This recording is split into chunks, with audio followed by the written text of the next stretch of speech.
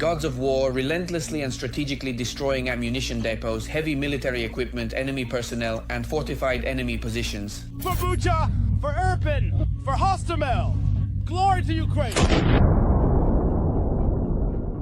Weapons that strike terror into the soldier sitting in the trench. I'm telling you, honestly, fuck the Russians here. Literally, they'll just come in, hang around for a couple of days, relax, and that's it. They're fucked. Sometimes the Russians, bam, they're back out. They have long since changed the rules of war. All of this is about the artillerymen and, of course, the artillery systems. Let's take a closer look at the artillery arsenal of the forces of good and evil. Modern field artillery comes in two main types, towed and of course self-propelled. The Allies are actively providing support to Ukraine by supplying both of these types. For example, the British towed howitzer M777 and the French advanced self-propelled artillery system Caesar.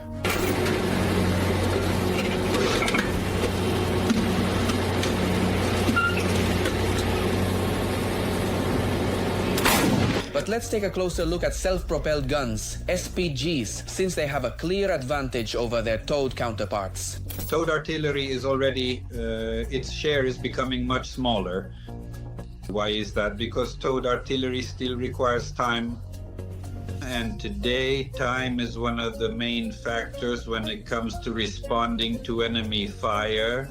Towed artillery objectively has one main advantage: it's cheaper. In all other respects, self-propelled artillery is preferable and more practical. Why is that? Because it determines maneuverability. Maneuverability in terms of fire. First, moving between firing positions, and second, leaving a firing position after completing a fire mission. Ukraine has its own representative in the class of self-propelled artillery, the Bohdana. This howitzer was unveiled in 2018.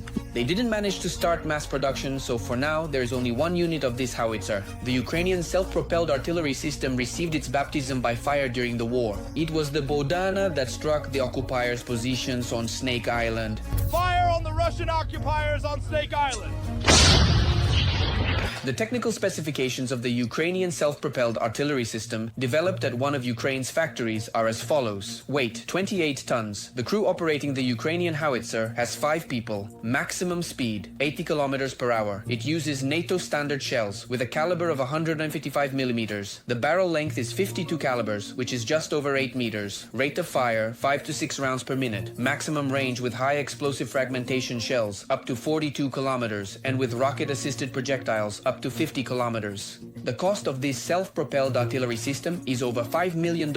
Another significant advantage of the Bogdana is its unmanned turret, which in itself simplifies the crew's work thanks to the automatic loading system and the high level of automation of the self-propelled gun.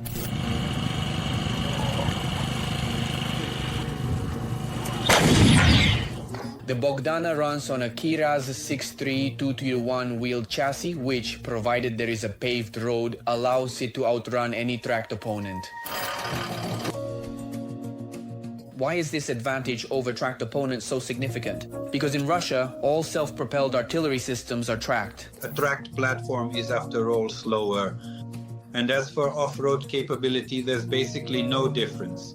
In fact, sometimes a wheeled chassis is even more capable off-road than a tracked one. Another significant advantage not only of the Ukrainian system, but of any Western self-propelled artillery is the caliber of its shells. As we mentioned earlier, the Bohdana has a 155mm caliber, the so-called NATO standard.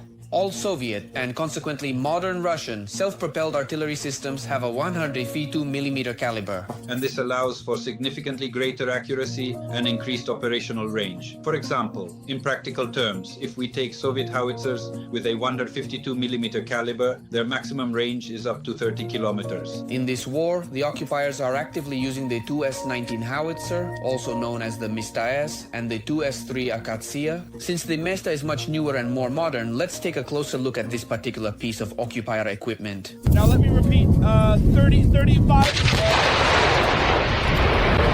The Mista-S has a tracked chassis and a manned turret. The specifications of the Russian self-propelled artillery are as follows. Weight of 42 tons, crew of 5, speed of 50 to 60 kilometers per hour, a 152mm caliber shell, barrel length of 47 calibers, and a rate of fire of 8 rounds per minute.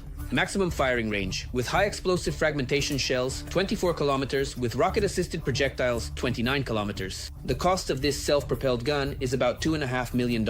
So if we sum up a kind of interim result based on the three most important components, namely mobility, rate of fire, and firing range, the occupier's artillery wins in rate of fire, but loses in mobility and even more importantly, in range. If you have the advantage in range, then you have the advantage in the survivability of your artillery. In other words, you can reach the enemy, but the enemy cannot reach you. This is where Western artillery has the upper hand. Currently, the Allies are providing Ukraine with various self-propelled artillery. Poland is supplying dozens of new self-propelled guns it produces, the Crab. The French have also joined and supplied the Caesar, which is similar to the Bohdana. All of these are modern howitzers that meet all NATO standards.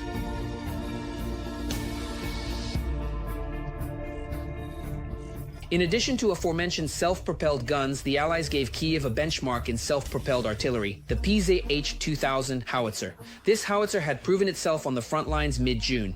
On average, a mission involving up to 6 rounds typically takes no more than a minute and a half. The specifications of this German classic are as follows. Weight, 55 tons, crew, 5 people, speed, 67 kilometers per hour. The shell is, of course, a NATO standard 155 millimeters, barrel length, 52 calibers, rate of fire, 10 to 12 rounds per minute. The maximum firing range with a high explosive fragmentation shell is about 45 kilometers, and with a rocket-assisted shell, it's as much as 67. The price of this artillery piece matches its capabilities, about $15 million. The Netherlands and Germany have already delivered several dozen of these self-propelled howitzers. But in addition to its impressive characteristics, the Panzer has another truly unique property. For example, it has a function called rapid fire.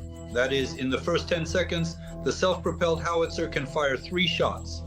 The Russian Federation simply does not have this function at all. In practice, this is accomplished by firing rapidly in rapid succession at different barrel elevation angles, so that all the shells fired land almost at the same spot at the same time. It fires 5 shots, but all 5 shells hit the target simultaneously. So one gun can essentially imitate a salvo from almost an entire battery. There is also another interesting example of a self-propelled gun, which unfortunately has not yet been delivered to Ukraine. But judging by periodic statements from high-ranking officials, the transfer of the Swedish Archer may happen very soon. The turret is unmanned. The crew sits in the cabin. Just like the Swedish Archer, there the crew consists of 2 people, the commander and the driver. No one gets out anywhere. The self-propelled gun stops, lowers its stabilizing legs, spades, braces against ground. Commander entered coordinates. The gun moves into firing position, fires at the target, packs up, raises the spades, and drives off. That's it. The automation of the Swedish Archer is taken to the absolute maximum. Unlike all the previously mentioned self-propelled guns, the crew here never leaves the cabin at all, and the time it takes to deploy, fire, and pack up after completing the mission is no more than a minute and a half. In this video, the efficiency of the Swedish self-propelled gun is demonstrated.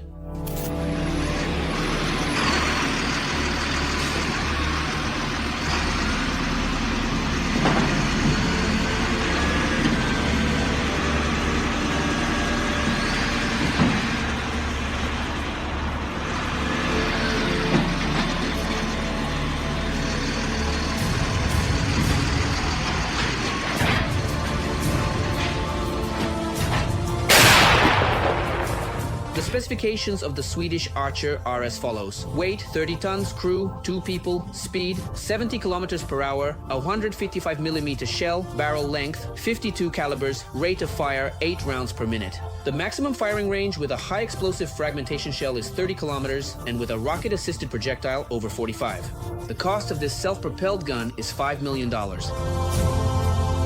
As we can see, the arsenal of self-propelled artillery systems is quite diverse.